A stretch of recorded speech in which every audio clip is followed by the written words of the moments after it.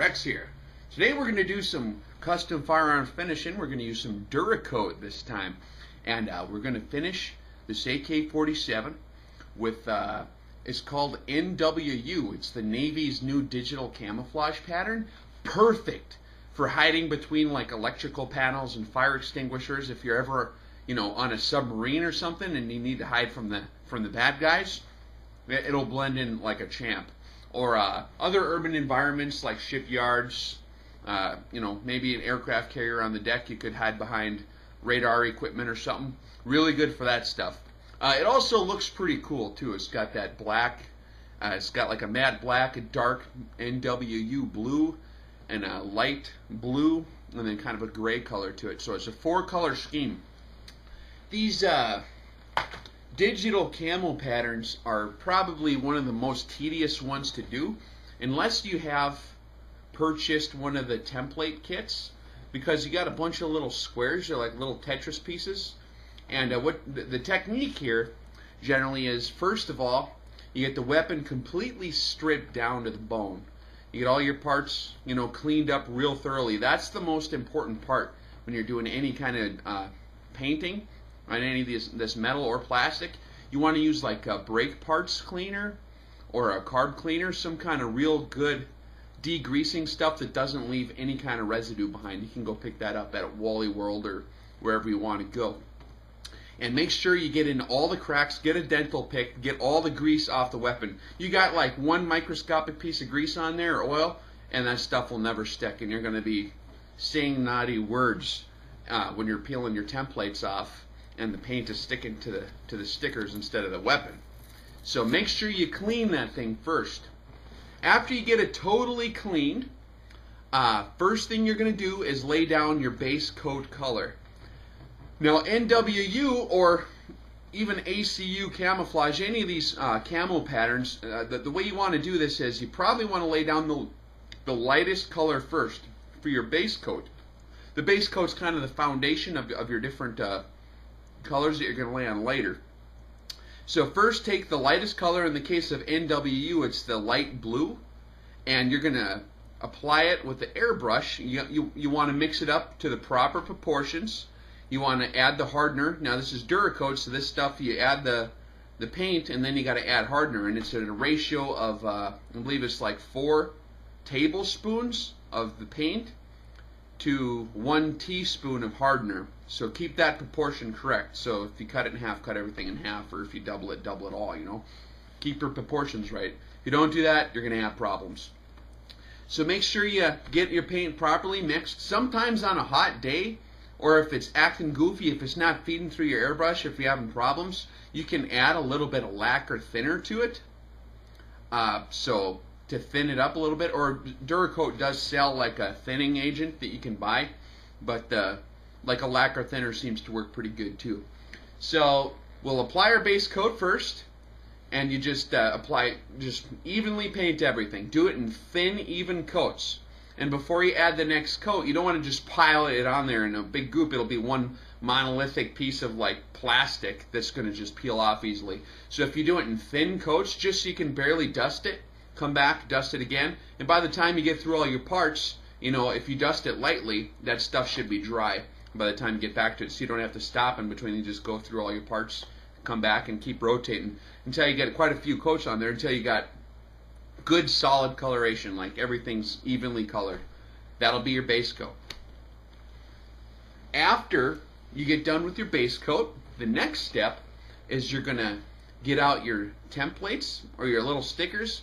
And I like to make mine up. I don't want to spend, what is it, 50 or 75 bucks on buying these templates. Basically, I mean, that's the easy way to go. It is kind of really a pain in the butt, and it's tedious to do the stickers yourself. But what you can do is you get blue masking tape, like the stuff you find at Walmart that professional painters use that doesn't leave the residue behind, so you can lay it on and then it peels off cleanly, you know. You want to get the blue masking tape and you put it up against some wax paper. And then what you do is you get yourself an X-Acto knife, and you're going to cut out a bunch of little Tetris pieces out of the blue tape. and you're going to peel them off of there, and you're going to stick them onto another piece of wax paper. And you just do that until you have enough templates to cover your gun.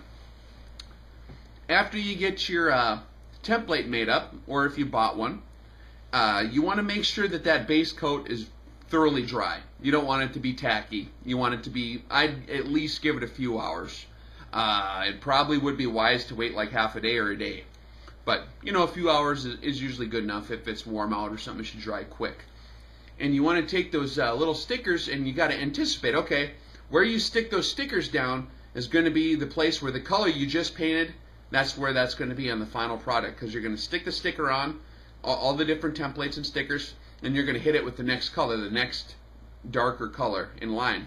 And you're just going to keep doing that, and then you're going to put on your next set of stickers. And you're going to paint that with the next darker color, and you're going to do your next set of stickers until everything's done.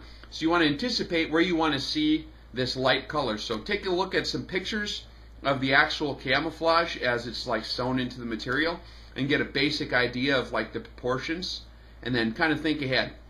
The more time you spend with this, the better off you're going to be. You want to get detailed. You don't want to just put on the big stickers evenly. You want to get it kind of random. You want to get the big stickers in there, and you want big ones, you want medium ones, and you want tiny little highlights like dots. So just little tiny squares even, add them in there once in a while. Add dimension to it. Think ahead. Take your time. After you get on that first group of stickers, and you want to do it relatively sparingly, you got to anticipate you're going to have 4 different colors going on, right? So you put those on. You take the weapon out, and you hit it with the next darker color. In this case, it was kind of a gray color, NWU gray, I believe it was called. And so you're going to hit it with that gray. After you get the gray completely applied, you're going to want to let it dry for a little while, you know. Again, don't do it when it's tacky. Let it totally set up. Leave the stickers on. Don't peel anything off. Get your next set of templates and apply those, not over the old stickers preferably. You can overlap. That gives a cool effect. But put them on the actual, where the paint is on the rifle, not over the top of the sticker, but anticipate where you're going to want to have the next color. And so kind of overlappingly apply those in a way that adds depth and dimension as well. And then you're going to repeat that same process for the next 2 colors. Just keep adding stickers after each color. Let it dry. When you're all finished, the end product should be pretty cool. After you apply your last color and you have all the different layers of stickers, you're going to want to give it some time to like completely set up. And not 24 hours necessarily, but like a good half a day. This stuff is dry to the touch within a couple minutes. But if you give it like a half a day, if it's warm out, it should be good to go. All right, and the very last thing we're going to do is, after your last coat of paint is dried for a couple hours, you want it to dry for at least a couple so it's not tacky. We're going to pull up these templates here. The reason you want to let it dry a little extra is because it's kind of rubbery as it's in that midway point to being dry. So you want to make sure it's not going to be peeling off the paint. So after she's started to dry, we'll just very carefully remove these templates. And the more you take off, the more you get an idea of what the pattern is going to be.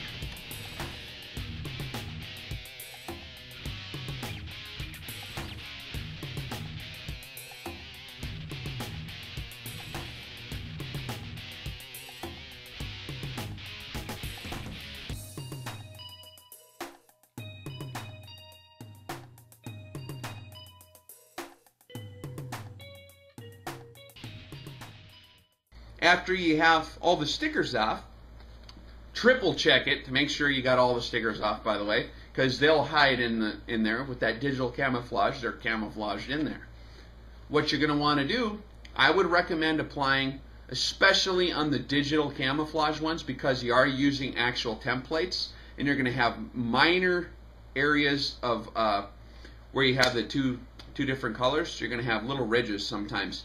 Now ideally, if you're painting the rest of the colors on there, you're going to want to do it real light. You don't want to fill up the stickers in between there. You just want to just barely dust it enough to get the coloration, because your base coat, that's the base, that's already applied. You don't need to add thickness anymore. You're just doing it just enough to get the even color. You don't want to like fill them up to the top, them templates, because you're going to have a lot more ridges. But the What the clear coat will do for you is it's going to totally even out the sheen, which you're going to have quite a variation of sheen between the different colors you've applied, which can be good, camouflage speaking, but I would recommend like a dull matte coat if you want to actually be sneaky. You can apply a glossy one if you like that look, but then it's more of a posing gun. It's not going to be real applicable to hiding anywhere. But a satin or a matte finish I would recommend, and then you hit it with that. If you do a matte finish on this NWU, it's a real dark pattern, it will totally change the color. It'll really lighten it up, and it'll almost kind of give it an more even gray look to it. So be advised on that. If you like the contrast, like the really good contrast, which is actually better for camouflage purposes, maybe a satin would be more to your liking. I wouldn't go with a gloss, but like a satin would be better. So here it is, the Navy NWU Digital Camo pattern. If you're ever running around on a battleship with Steven Seagal and there's bad guys and you got to take them out, the perfect camo pattern for your rifle. All right, Rex here. Have a good one.